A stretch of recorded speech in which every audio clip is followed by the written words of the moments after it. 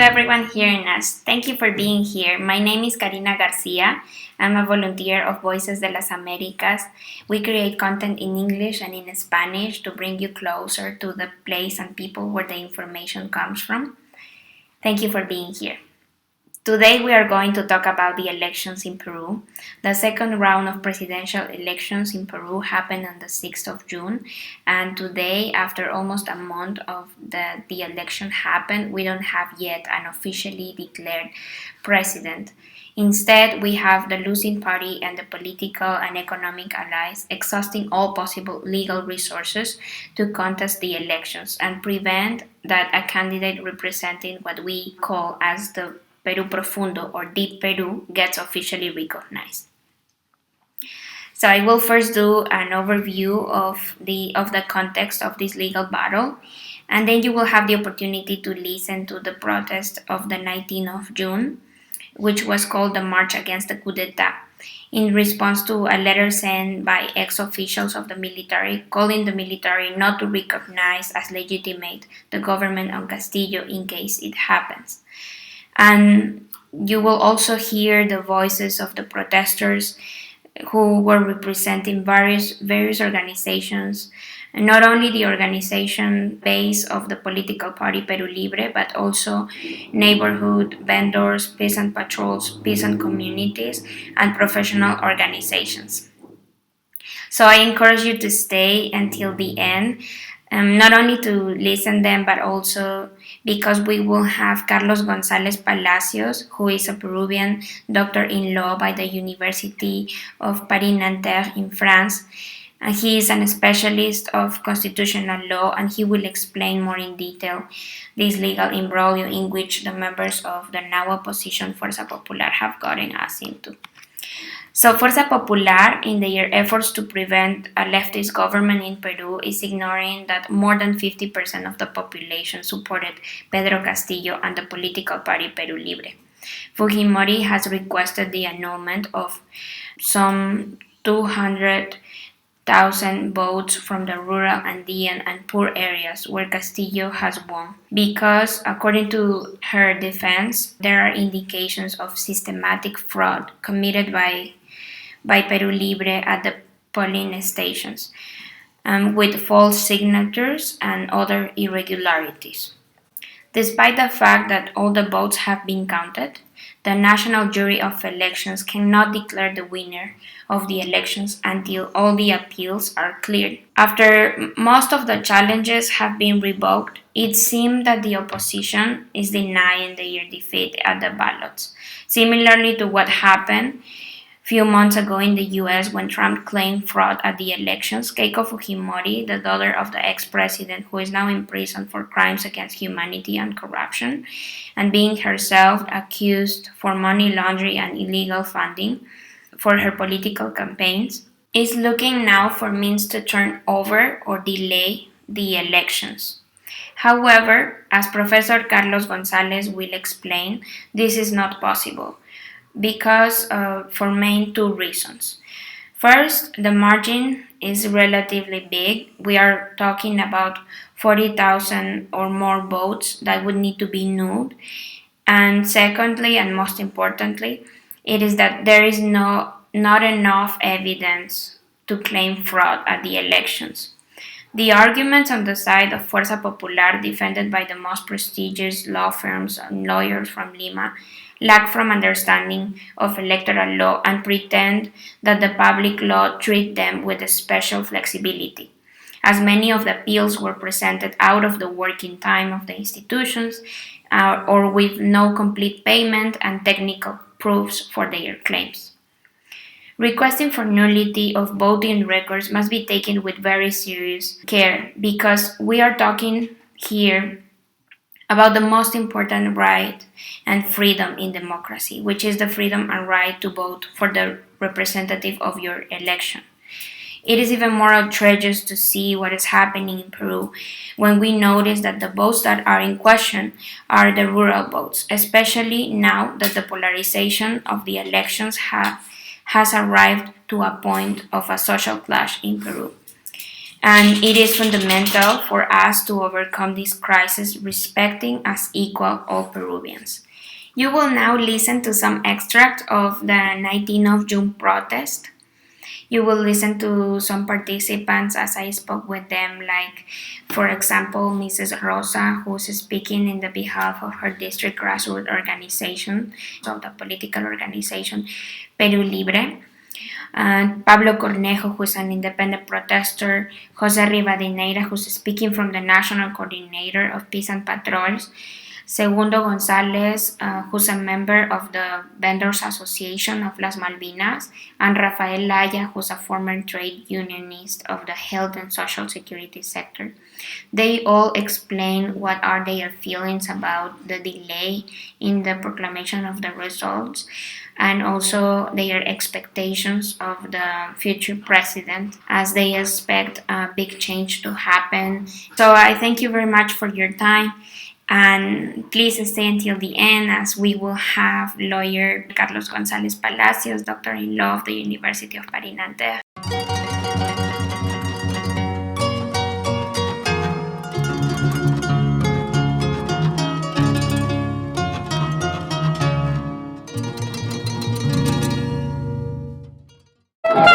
Buenas noches, les saluda Karina García, estamos enfrente del Jurado Nacional de Elecciones. Este es contenido para el diario hispano La Noticia en Nashville y para el programa Voices Las Américas, que también es sintonizado por la radio Free Nashville. Es contenido para el extranjero porque consideramos que es necesario que se puedan obtener las noticias desde el lugar. Yo soy peruana y bueno, tengo la dicha de estar aquí en el país cuando la gente se está manifestando. Hoy día 19 de junio estamos aquí. La razón por la cual la gente se está manifestando es porque las elecciones han sido el 6 de junio y virtualmente ha sido ganador de las elecciones Pedro Castillo, el profesor Pedro Castillo, representando al partido político Perú Libre. Entonces se ha dado ya los resultados virtuales, pero todavía faltan declarar oficialmente los resultados, ya que Fuerza Popular ha pedido la impugnación de un cierto número de actas, por lo cual ha gastado una suma de 800,000 soles y ahora está apelando al Jurado Nacional de Elecciones.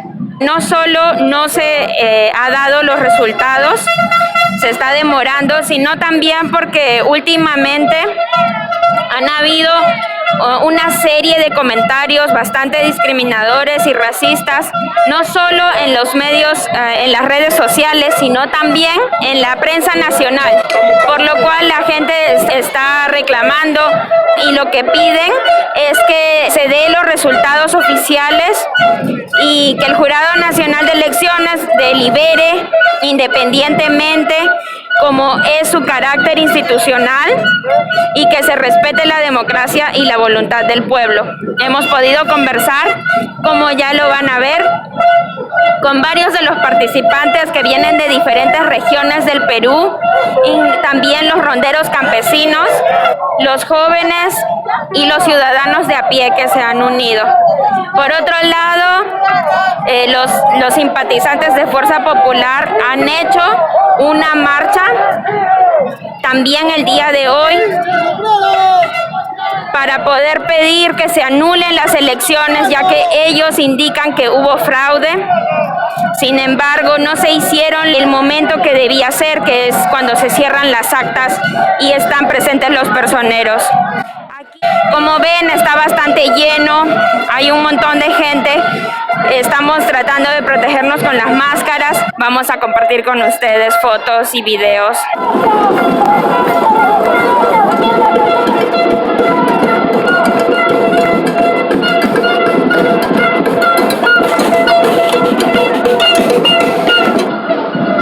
Ahí vemos, está pasando el partido Frente Amplio, donde la ex candidata Verónica Mendoza también demostró sus razones por las cuales se estaba aliando a Perú Libre.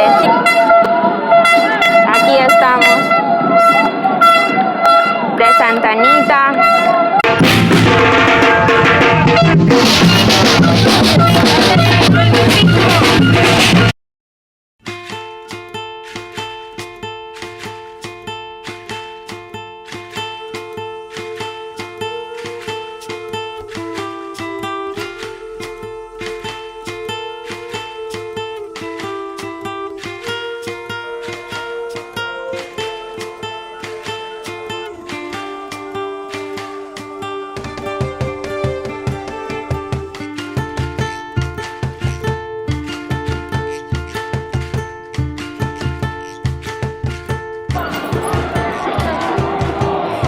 Aquí estamos ya después de haber caminado unas cuantas cuadras. Hay diversas asociaciones políticas, juntas vecinales, ciudadanos de a pie. Todos están participando. El pueblo unido jamás será vencido es uno de los lemas.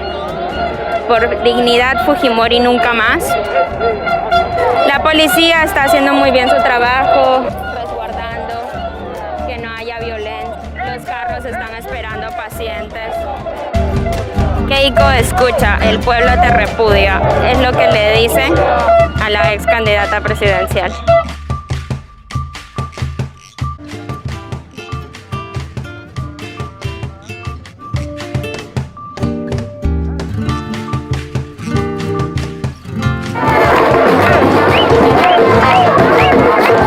¿Podemos aprovechar? ¿Me puede contar por qué está participando? Bueno, porque estamos en vino la democracia, ¿no? Estamos acá todos juntos de la base de Enrique Mío Ochoa de Los Olivos, defendiendo la democracia para que la gente corrupta pueda salir del gobierno y el Perú pueda florecer, pueda crecer, porque lamentablemente la corrupción ha escalado a grandes escalas en el país y no hay trabajo, no hay industria, no hay buena educación y eso es lo que desea el profesor Castillo, ¿no? Invertir en educación. Keiko se dirigió a las madres para explicar sus propuestas. ¿Cuál sería su mensaje de usted a las madres? A las madres, bueno, que le apoye al señor Castillo, porque como madre lo que nosotros queremos es que nuestros hijos sean felices y la felicidad está en la educación, para que logren sus metas nuestros hijos y sean felices, tengan estabilidad económica, emocional. Entonces es necesario invertir en educación. Es cierto, muchas gracias. Gracias. ¿Cómo es su nombre, perdón? Rosa. Rosa, aquí nos acompaña la señora Rosa.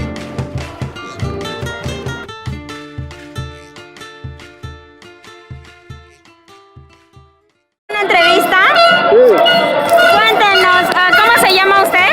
Pablo Cornejo. Pablo Cornejo. Sí. Cuéntenos por qué puso esos anuncios en su letrero. Bueno, la derecha, ahora que se ha visto perdida por la votación popular, nos está amenazando con el golpe militar, porque se siente perdidos de que sus derechos sus intereses se van a ver afectados. Entonces, han recurrido al fascismo para intimidarnos y para someternos. Esa es la razón. ¿Te puedo hacer una pregunta? ¿Tú también eres rondera? Cuéntanos, ¿cómo te llamas? Stephanie. ¿Y de dónde eres? Soy de acá de Lima. De acá de Lima. ¿Y ustedes? Ucayali. De Ucayali. Ah, mira. Están todas las regiones. Están todas las regiones. A ver, explíquenos un poco a las personas que no conocen. ¿Qué son las rondas campesinas? Las rondas campesinas son personas que cuidan internamente la seguridad y la tranquilidad de un pueblo, de una población, ¿me entiende? Lo que la policía, en este caso la policía que está encargada del cuidado del orden público, no puede llegar, por ejemplo, a un asentamiento humano, a un barrio, a una población pequeña o de repente donde existe mucha delincuencia. Y entonces pero, sin embargo, la labor de los ronderos, sin ningún incentivo, porque no ganan, entregan su vida, su tiempo, su dedicación para poder brindar la seguridad a la población. En este caso no utilizamos armas, sino estos instrumentos que es el chicote son la manera de para poder corregir y enseñar y también motivar a la persona para que cambie el rumbo de su vida. De repente, ¿Y por qué están aquí participando? Consideramos que como campesino y nuestro candidato presidente, futuro presidente, también pues se inició como campesino, como un luchador social. Nosotros venimos en apoyo a él, en apoyo como rondero, apoyando para que pues de una vez el Jurado Nacional de Elecciones le designe presidente de la República, porque el voto popular ha sido quien le dio la victoria, porque ya ganó. Ya no hay Tiene que respetarse. Claro, se tiene que respetar porque ya las actas han sido contadas en su totalidad al 100%, entonces ¿qué es lo que está esperando el jurado? De repente un conflicto social, no queremos eso. ¿Qué les diría a las personas que están viendo y tienen esos comentarios racistas? Bueno, lo que se ha visto de nuestros demás compañeros ronderos que han salido, tienen su forma de protestar, ¿no? Se ha visto, pero eso no indica que somos violentistas, no somos radicalistas, no somos ni terroristas, sino gente humilde del campo, que salimos a protestar nuestros justos derechos.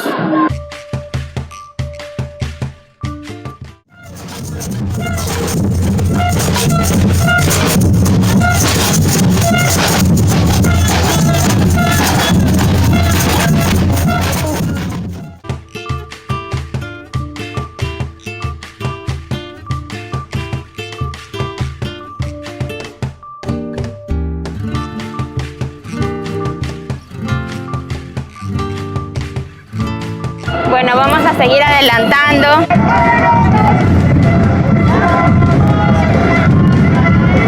Tu derrota, dice este letrero. No al golpismo.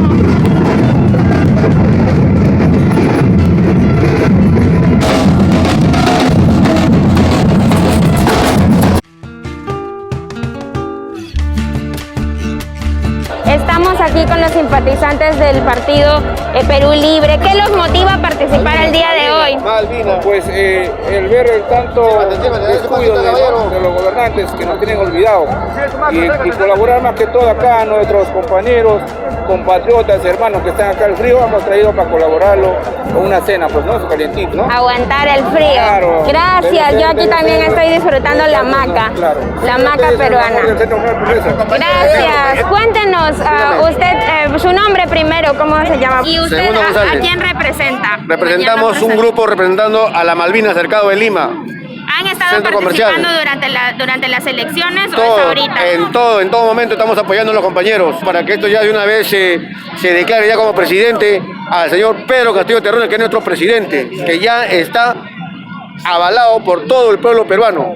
¿Qué opina usted de los comentarios racistas que están saliendo por las redes sociales? Siempre ha pasado esto viene desde antes viene esa indiferencia, ese alejamiento del gobierno hacia las provincias, hacia los departamentos más olvidados. Esto es la presencia, esta es la naturaleza del pueblo, el reclamo así pacíficamente, apoyándonos con una sola visión, que se respete nuestro voto y que se respete la voluntad del pueblo. ¿Y qué le diría a los peruanos que viven en el extranjero?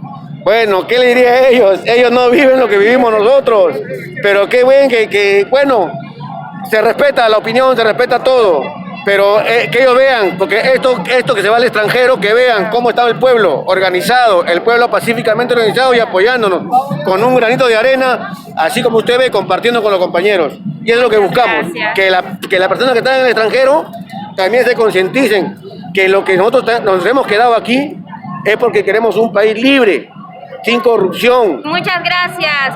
Es cierto que necesitamos nosotros en el extranjero, necesitamos informarnos y no informarnos de cualquier prensa, informarnos de las noticias locales, como por ejemplo ahorita estamos viendo, todas las personas que participan aquí están siendo no solo simpatizantes al partido de Pedro Castillo, al partido de Perú Libre, sino que están siendo simpatizantes a que se respete la voz del pueblo. El pueblo tiene su dinero.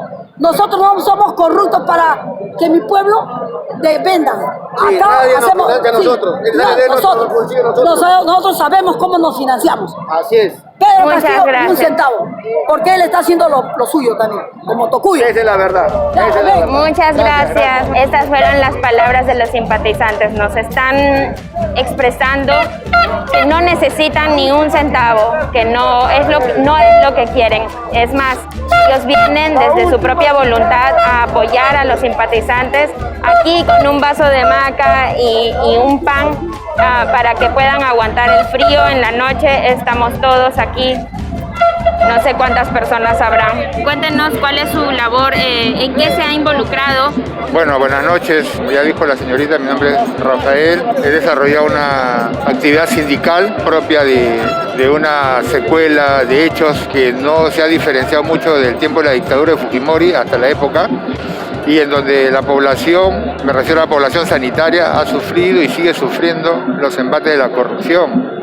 Entonces, modestamente, a través de una línea sindical tuve que hacer prevalecer algo de lucha y, bueno, modestamente pudimos frenar algo. Entonces, para usted, ¿qué representa la posibilidad de un Pedro Castillo en la presidencia? Es el cambio total. Acá tiene que haber un cambio total, 360 grados si se puede, porque este sistema es excluyente, es discriminatorio y no podemos seguir medio año más con esto. El señor Castillo ha prometido cambiar, modificar la Constitución, modificar las reglas de juego, frenar la corrupción, etc. En ese sentido es que con mucho gusto uno apoyaría esa posición para que vean que los peruanos todos son iguales. El cholo, el provinciano, el serrano, el blanquito, etc. Todos tienen los mismos derechos. Y no como hasta ahora, que siempre se pregona que hay libertad de pensamiento y hay plenos derechos que respetar, y sin embargo ahora vemos que no se respeta más del 50% que ha votado por el señor Castillo. Son terruqueados, discriminados y maltratados en su moral, en su ser, en su dignidad. Entonces es por eso que mucha gente que ha votado por el señor Castillo está saliendo a las marchas como hoy, y van a salir siempre, y están esperando que lo proclamen, porque el señor es un señor que viene de lo más profundo del Perú. Es el Perú olvidado, es el Perú discriminado, pisoteado. ¿Y usted confía que Pedro Castillo esté a la cabeza? Porque muchos alegan, pues, ¿no?, que en realidad está cerrón y que va a haber de todas maneras corrupción. ¿Usted confía? Confío plenamente, porque lo que tenemos ahorita no da para más. Al margen de su ideario y que lo asocian con Cerrón, etcétera, ya dijo el señor que ni de portero lo va a tomar al señor Cerrón. Y lo principal de todo esto, que ha jalado a gente decente. Mucha garantía le da el señor Abelino Guillén, ex fiscal de la Nación, y principal héroe en la captura y condena del señor Alberto Fujimori. Ahora, para los que no saben en el extranjero, ¿qué es lo que representa el fujimorismo para el Perú? El fujimorismo representa el caos, es la descomunal liquidación de todas las entidades del Perú, de todas las entidades serias, el robo a mansalva de todo. Era un asalto lo que hizo el señor Fujimori a todas las entidades, a todas las instituciones del Perú. Y lo que usted pudo ver durante la época de las esterilizaciones forzadas, ¿puede comentarnos su experiencia? Claro que sí. Lamentablemente fui actor también al trasladar a pacientes en ambulancia que muchas veces eran engañados, que ni siquiera sabían que iban al hospital Revaliati ni al hospital de Canto Grande a las jornadas de esterilización, sobre todo las mujeres. A nosotros nos daban un cronograma de sábado o domingo que solamente nos dedicamos a llevar pacientes y a regresar a pacientes post-esterilizados. Por ello yo recuerdo mucho, sobre todo Villa El Salvador, lo que es el pesquero, el terminal pesquero, al frente, ahí está Sedapal. De arriba de los cerros recogíamos personas que ya previamente nos habían dado los nombres. Usted que estuvo en el medio del seguro de salud, ¿usted qué otra amenaza ha podido ver y que desea que cambie, que nunca más se repita? Lo primero es que justamente para que los gobiernos entren y vean la seguridad social como caja chica, se trajeron abajo la vigilancia, el comité de vigilancia que tenía el seguro. Ese comité de vigilancia estaba comprendido por trabajadores y personas anexas a la seguridad social que habían hecho algo así como un frente. Ese comité de vigilancia tenía que estar en toda la toma de decisiones y se enteraban de todos los alcances y pormenores que la presidencia ejecutaba. Por eso era incómodo ese comité y se lo trajeron abajo. al traerse abajo ya no había quien fiscalice. Es decir, que la fiscalización ha sido afectada. Exacto. Díganos, ¿qué cosa le diría usted a un ciudadano peruano que está en el extranjero por diversas razones, ¿no? Pero también no solo a nuestros compatriotas en el extranjero, sino también a los diversos países que nos puedan ver? Le diría que en estos momentos, dado la coyuntura, que apoyen al señor Castillo, que el señor Castillo no es el cuco ni el terror que nos quieren infundir la derecha ni la sociedad actual, que solamente los empresarios y la prensa quieren manejar a su antojo, que hay gente decente que quiere vivir en libertad, que quiere vivir con oportunidades de trabajo, chicos que no tienen oportunidades de estudio, que quieren estudiar realmente y que ya han muerto ya el año pasado cuando han querido pretender de manera malsana usurpar el poder. Me refiero a la derecha, en este caso el señor Merino y sus compinches, Antero Flores Arao y toda esa clase política corrupta. Decirles que por fin, por lo menos hay un hombre decente que no tiene antecedentes y que con eso va a borrar los 20 años de corrupción, que todos los presidentes que hemos tenido han sido corruptos. Que algún día tiene que alguien humilde y modesto realmente del Perú profundo, tiene que gobernar el país, porque este país de todos, no solamente de los limeños, sino de los provincianos y de las aldeas más lejanas y del Amazonas y de todo el Perú. ¿Y qué le diría a las personas que pueden decir que tal vez el señor Castillo, por ser un profesor, no está preparado para asumir la presidencia? Hemos tenido a los más grandes oradores como Alan García y sin embargo nos dieron un desastre de gobierno porque todo era corrupción. El arte de la oratoria y la elocuencia no es solamente para gobernar, acá ha servido para encandilar nada más. Después las personas eran falsas y totalmente sin ningún tipo de valores ni condiciones para gobernar. Hay que darle la oportunidad a este señor porque este señor es modesto, es fruto de los 40 años de olvido del Perú y ese es para que vean qué tipo de profesores tenemos que a pesar que con todas las problemáticas y todas las limitaciones que el señor ha tenido, el señor se ha mantenido incorruptible, no tiene antecedentes, tiene las manos limpias, algo que no pueden decir los corruptos de la clase política actual de Lima. Así que hay que darle la oportunidad a Castillo. Muchas gracias, Rafael Alay. Esas fueron las palabras de Rafael Ayala, quien ha tenido también una carrera sindical y está bastante involucrado en la política, como ustedes lo pueden ver. Las palabras que nos ha dado son de conciliación también y nos motivan pues a confiar y a darle la oportunidad a una persona que realmente conoce lo que es el Perú profundo y bueno, pues de respetar las instituciones. Nos ha contado qué es lo que representa el fujimorismo. Ustedes sacarán sus propias conclusiones. Les agradecemos mucho que nos sintonicen.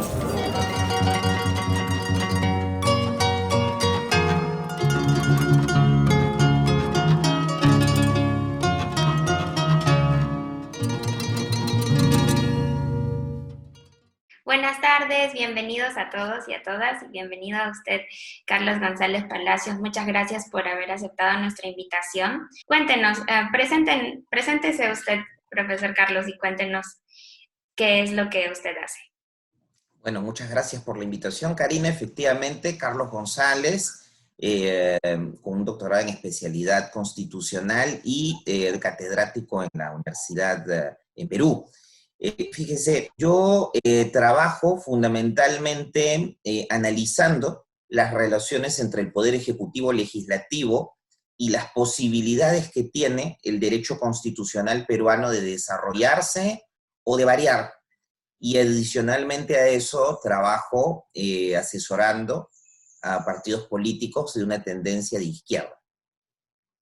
Qué bueno, muchas gracias. Sí, justamente la razón por la cual lo invitamos es porque necesitamos saber desde la perspectiva legal cuál es la situación que está sucediendo ahorita en el Perú, por la cual se está dilatando la emisión de los resultados oficiales. Quisiera saber si nos podría un poco explicar a manera tal vez como narrando el orden cronológico en el cual los argumentos han sido presentados y también rechazados, ¿no? Quisiera que nos cuente un poquito. Claro que sí. Muy brevemente, el asunto parece bastante complejo, pero en realidad es simple de entender. El 6 de junio se efectúan elecciones Y en estas elecciones se hace un escrutinio en mesa de los votos, o sea, significa se revisan los votos y luego se consignan en actas. Cada mesa tiene un acta. Los votos en la mesa se destruyen. Eso, la ley orgánica que regula los escrutinios lo dice así, se descarta. Entonces solamente quedan las actas.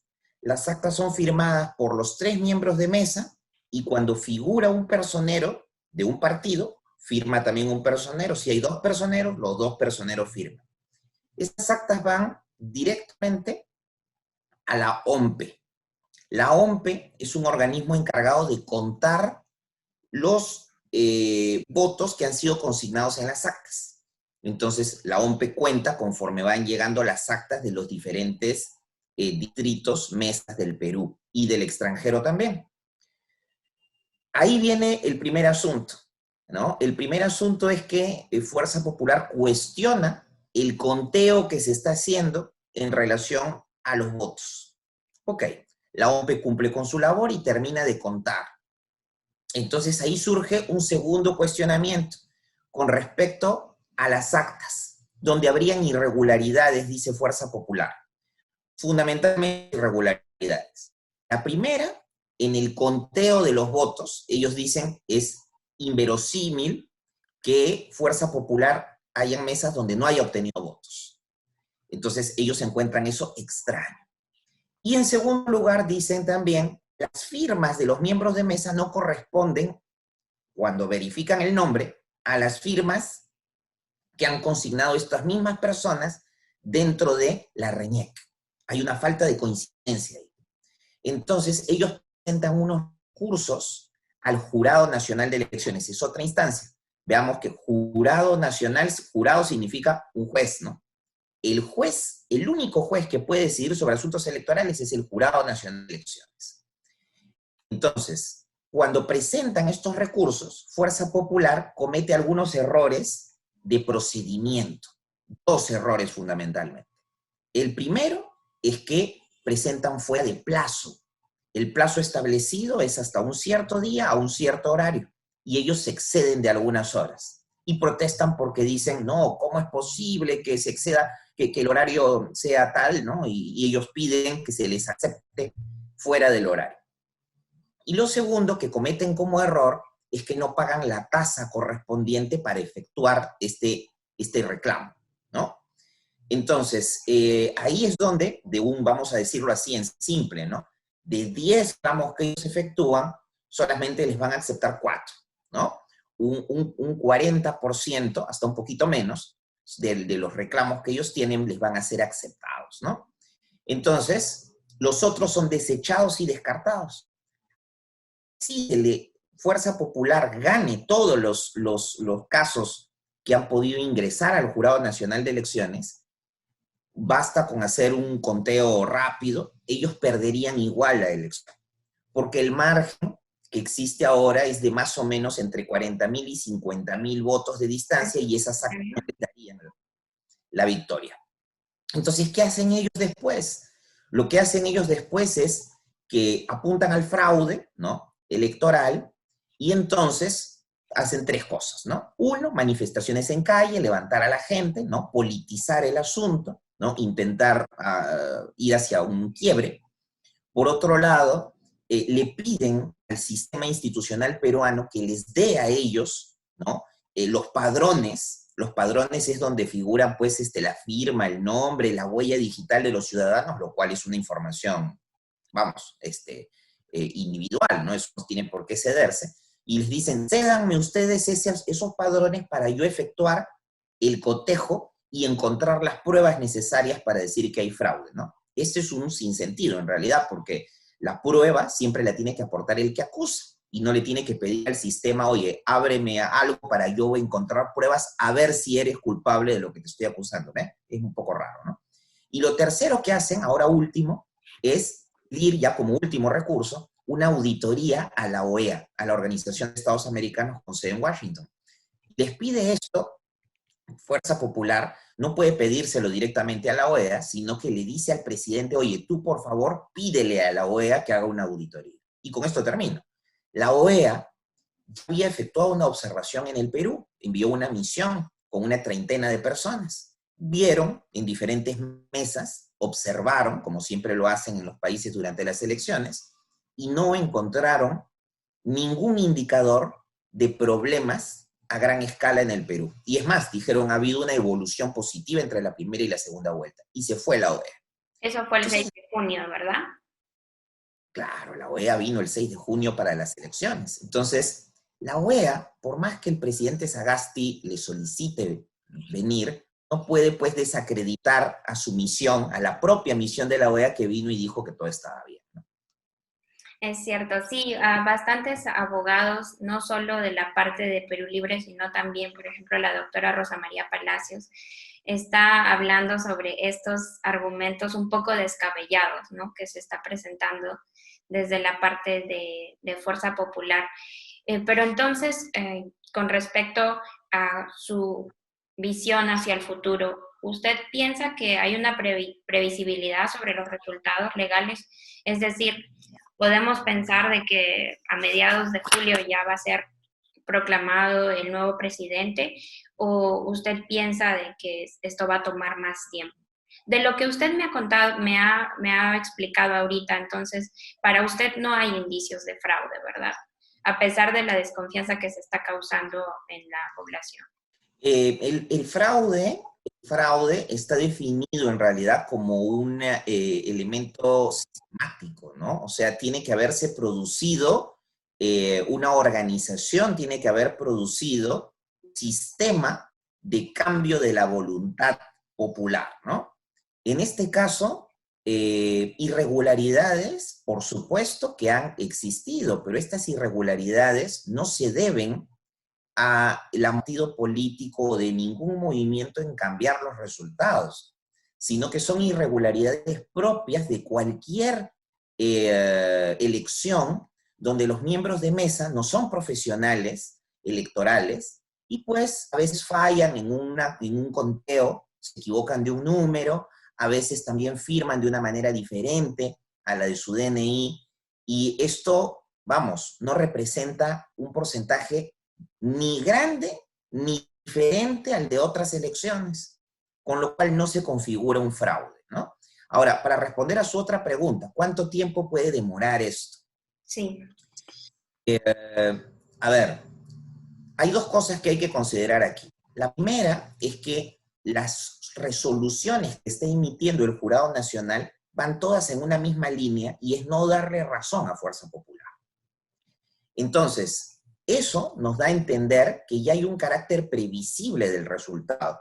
Ahora lo que falta saber es el tiempo.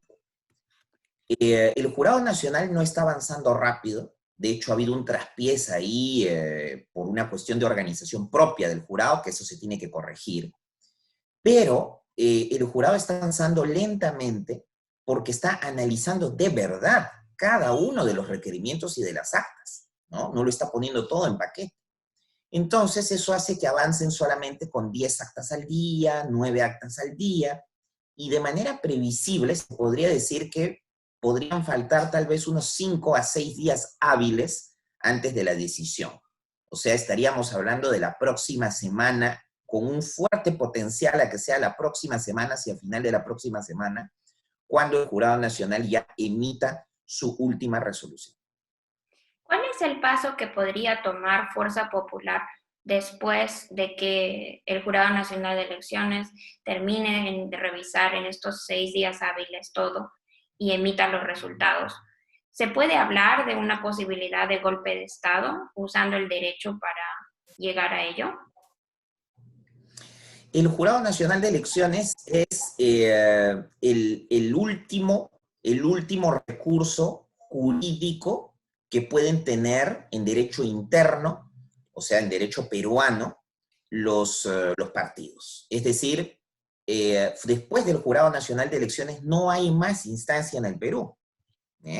Ahora, lo que ellos podrían efectuar es presión política, ¿no? De hecho, esto que están haciendo con la OEA es presión política nacional. Intentaron hacer presión política internacional, pero bueno, la OEA no los dejó ni siquiera entrar al hall de ingreso, ¿no? Ahora, se ha hablado del juez interamericano, ya esto creo que no prosperaría. Se ha hablado también de solicitar a la Unión Europea. La Unión Europea no tiene absolutamente ninguna injerencia en el Perú. Entonces, con menor razón aún que la OEA podría intervenir. Y golpe de Estado, fíjese, a ver, cuando se habla de golpe de Estado, se habla de un quiebre del sistema constitucional. O sea, estamos hablando de una frontera entre lo que es el derecho y el no derecho, ¿no? Ir hacia un rango donde nos escapamos del derecho ya no sería un golpe de Estado legal, no sería un golpe de Estado constitucional, porque eso no existe, sería una oposición conceptual, ¿no?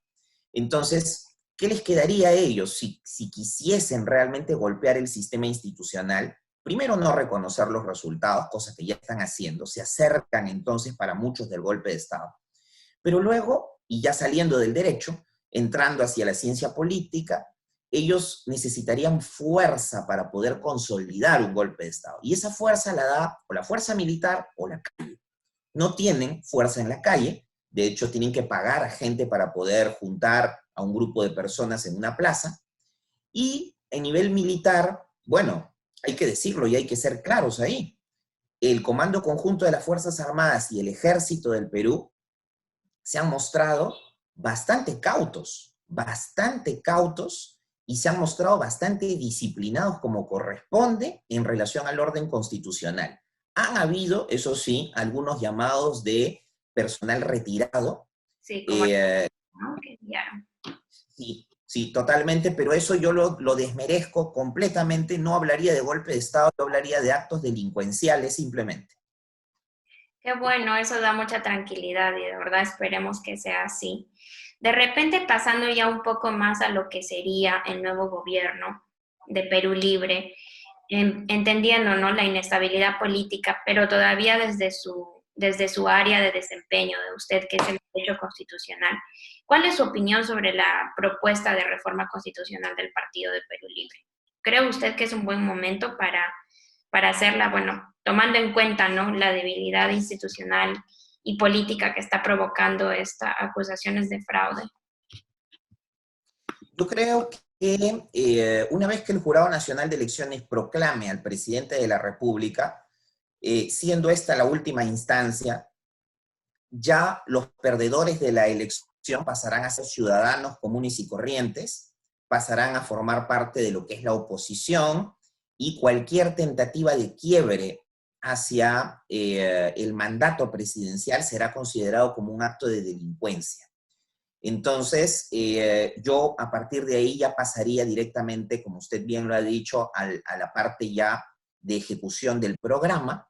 Y en el programa de Perú Libre, para nadie es un secreto esto, que he marcado la ruta hacia una asamblea constituyente, no para reformar la Constitución, que es parcharla al final, ¿no? Reformar mi casa es mejorarla, parcharla, ¿no?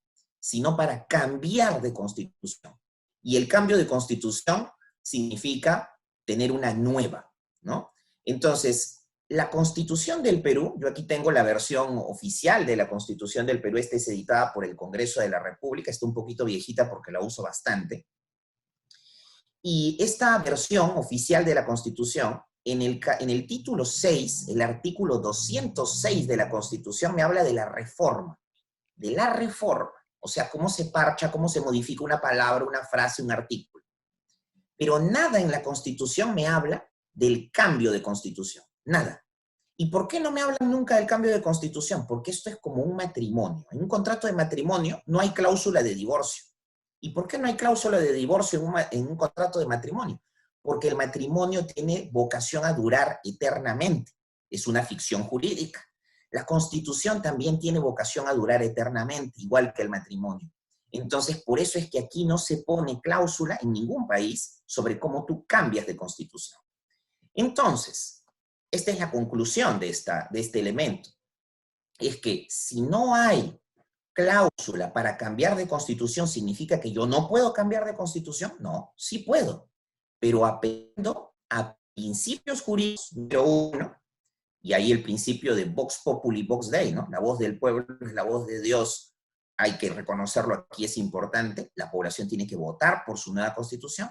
Número 2, al derecho comparten los otros países, es una fuente del derecho. Y 3, a la tradición jurídica, cómo hemos cambiado de constitución antes, ¿no? Entonces esos 3 elementos nos van a dar la ruta sobre qué debemos efectuar para cambiar de constitución. Es decir, que debería de hacerse una asamblea constituyente y luego una reforma, no, un referéndum, ¿verdad? Correcto. En general, Karina, lo que se hace es esto. Tú eres el presidente de la República y convocas a una asamblea constituyente. Entonces, tu Congreso sigue funcionando, ¿ah? Tu Congreso está abocado a lo de siempre. Y tu asamblea constituyente, aparte, tienen una sola misión: hacer un proyecto de constitución. Proyecto, ¿ya? Postulan los partidos políticos, etcétera, ¿no? Ahí la población tendrá que elegir y ellos hacen un proyecto. Y después de un tiempo, en general esto dura de 9 meses a 1 año, el proyecto de constitución le es remitido al presidente de la República y el presidente de la República convoca un referéndum. O sea, le pide a la población que acepte o no ese proyecto de nueva constitución. Pero, Karina, hay una innovación aquí. Tú te das cuenta que ahí estamos hablando de una elección para la Asamblea Constituyente y una para aprobar la Constitución, ¿no? Bueno, el planteamiento aquí tiene una elección adicional, una elección anterior, que es preguntarle a la gente primero si quiere o no cambiar de constitución. Se harían 3 elecciones, con lo cual tú le das una validez muy democrática a la nueva constitución. Primero le preguntas a la gente si quiere o no, después votas por tu asamblea constituyente y después apruebas el proyecto de constitución. Nada en el país tendría más validez que pasar por 3 elecciones. Eso ha sucedido en Latinoamérica y un poco para ir cerrando también, de repente nos puede contar cuáles son las fallas estructurales de las cuales usted mencionó. Un ejemplo tal vez que usted mencionó. Claro que sí. A ver, en el caso chileno, ellos han pasado por un método donde primero es un método bastante largo, ¿ah? Los chilenos la clase política chilena no escuchaba la calle tuvo que salir, y después que fueron millones y que le dio miedo a la clase política, dijeron ya, ok, vayan a su casa y nosotros vamos a cambiar la Constitución. Reformaron la Constitución e incluyeron ahí un modus operandi, o sea, una receta, ¿no? Un calendario también hicieron de cómo había que cambiar. Y convocaron a un por una asamblea constituyente y después ahora van a recién hacerle el proyecto de constitución para al final tener que aprobarlo por referéndum.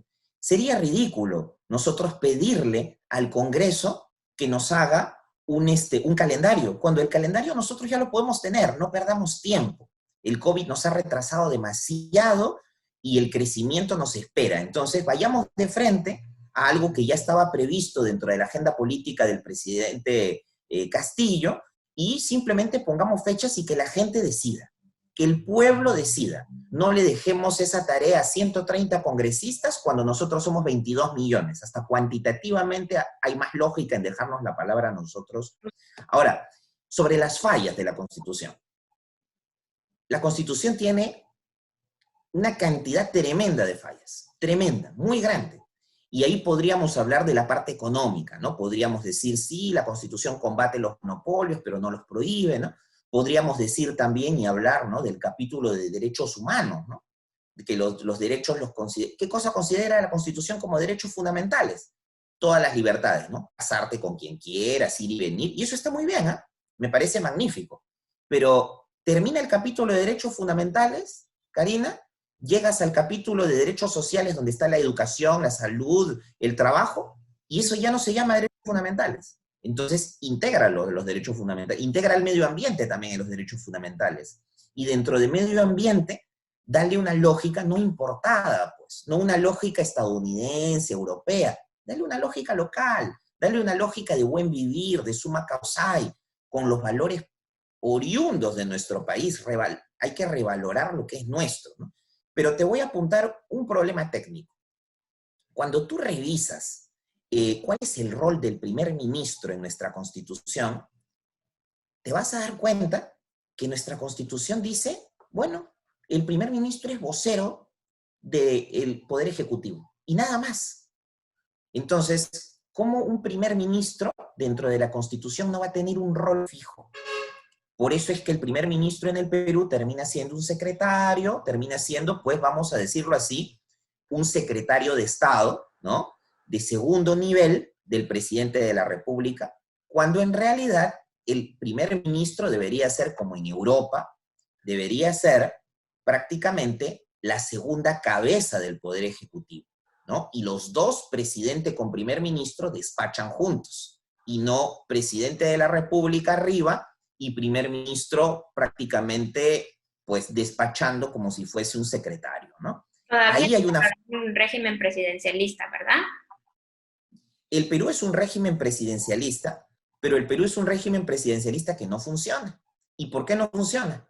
Porque el presidente de la República, cuando tiene mayoría en el Congreso, todo bien.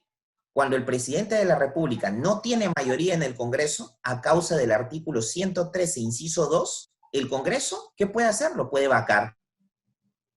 O sea, significa que a Castillo, con la Constitución actual, Karina, a Castillo, el Castillo puede ser vacado el 29 de julio.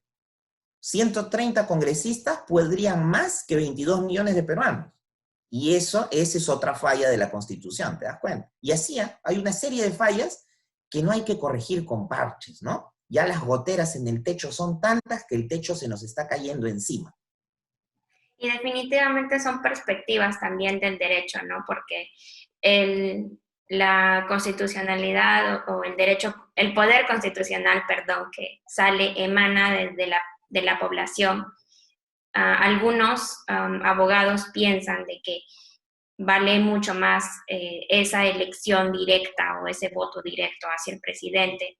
Eso diría, por ejemplo, un Charles de Gaulle, ¿no?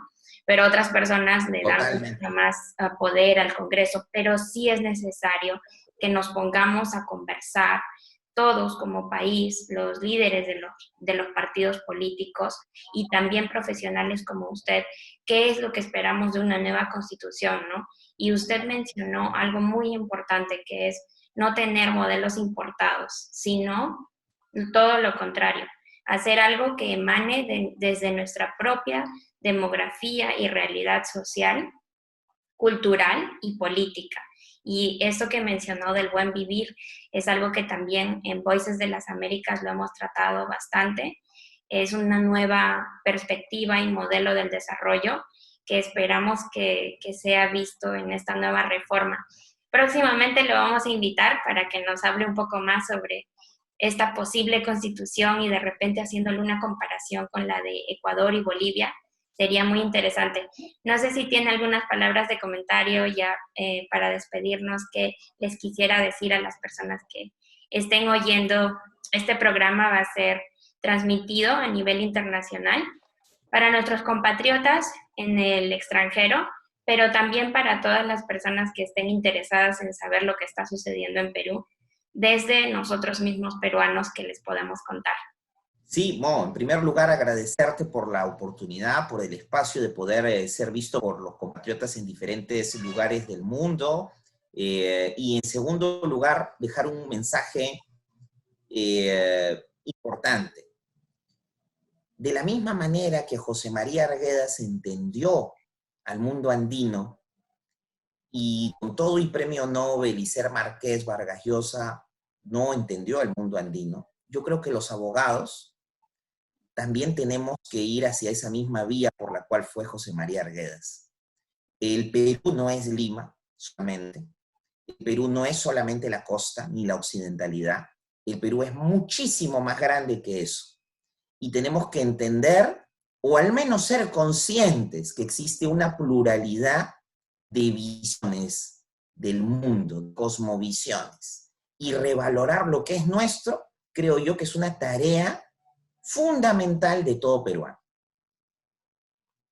Muy bien dicho. Gracias, Carlos González Palacios, nuevamente aquí con nosotros en Voices de las Américas. Él es abogado, especialista en Derecho Constitucional, doctor en Derecho por la Universidad Paris de Nanterre. Esperamos que podamos verlo nuevamente. Muchas gracias. Hasta luego. Gracias, Karina.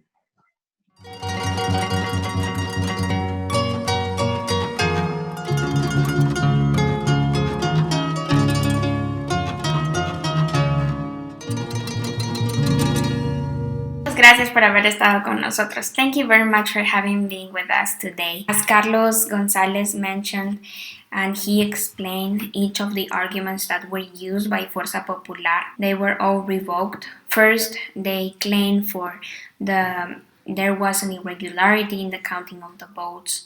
Then they said that the signatures did not correspond to their signatures at the RENIEC.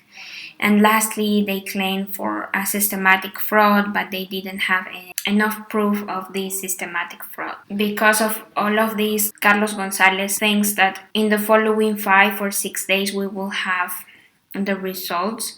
When we discussed about a possibility of the coup d'etat or a next stage in which they could contest legally the results, he actually mentioned that the National Jury of Elections is the last resource or last stage in which they could legally contest the elections. He said that another possibility would be to go to the international organizations, but he doubts that the Organization of American States would intervene, as they already said their opinion as observants of the elections.